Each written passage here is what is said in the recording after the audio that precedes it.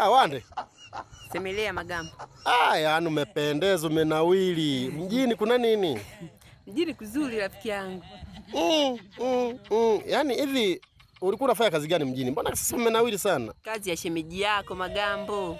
Huyu shemeji kweli amekupenda kweli. Amekunawilisha. Sio amenipenda tu, tunapendana, nampenda.